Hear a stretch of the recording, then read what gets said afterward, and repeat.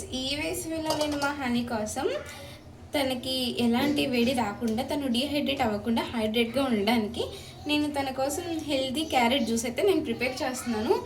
దాని ప్రాసెస్ అయితే నేను స్టెప్ బై స్టెప్ చెప్తాను.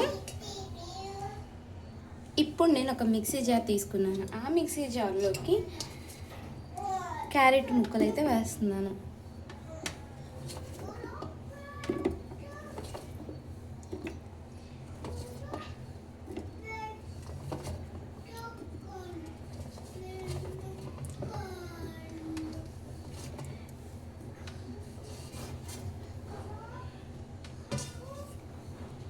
ఇలా క్యారెట్ ముక్కలు తీసుకున్నాను కదా, వీటిల్లోకి నేను అంటే చల్లదనాని కోసం, అంటే బాడీ డీహైడ్రేట్ అవ్వకుండా ఉండటం కోసం పటిక బెల్లం అనేది వేడిని తగ్గిస్తుందంట కదా, సో అందుకని నేను పటిక బెల్లాన్ని యూజ్ చేస్తున్నాను.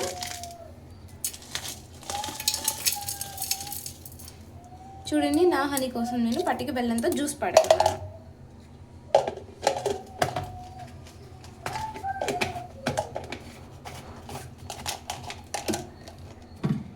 ఇప్పుడు నేను కూలింగ్ వాటర్ని అయితే తీసుకుంటున్నాను దీంట్లోకి.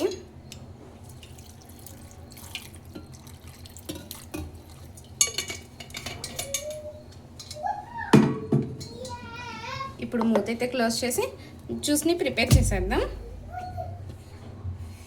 ఓకే, ఇప్పుడు నేను మిక్సీ వేసుకున్నాను, చూపిస్తానండి. చూడండి, మిక్సీ అయితే ఇలా అయిపోయింది. ఇప్పుడు క్యారెట్ జ్యూస్ అయితే ప్రిపేర్ అయిపోయింది. ఇప్పుడు నేను దాన్ని సర్వ్ చేసుకున్నాను. చూడండి,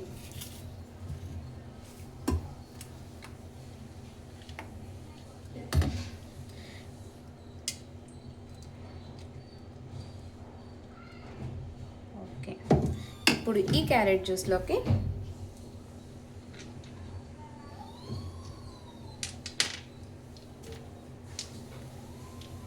నేను మా హనీ కోసం ఐస్ క్యూబ్స్ అయితే వేస్తున్నాను.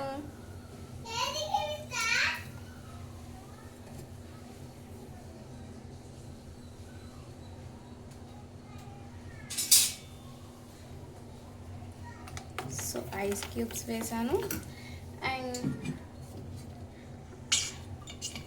ఐస్ వాటర్ని కూడా పోస్తున్నాను.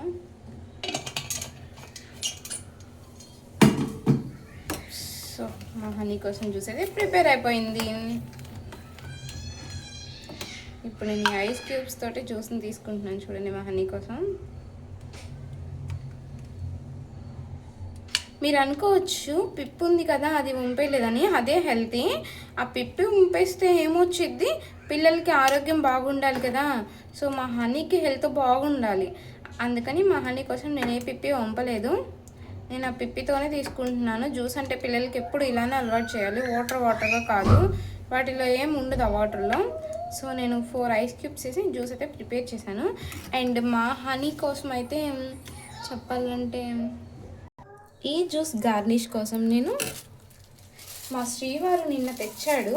ఏంటంటే నాకు బాగా ఇష్టమైన స్వీట్. ఆ స్వీట్ ఏంటంటే పేరు గుర్తు రావట్లేదు నాకు తొందరలో.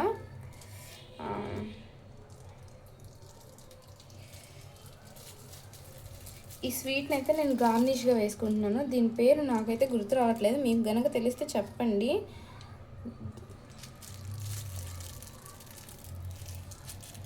చూడండి, గార్నిష్గా ఇలా పెట్టాను మా హనీకి. ఓకే, గుర్తొచ్చింది, కల్లాకండ్.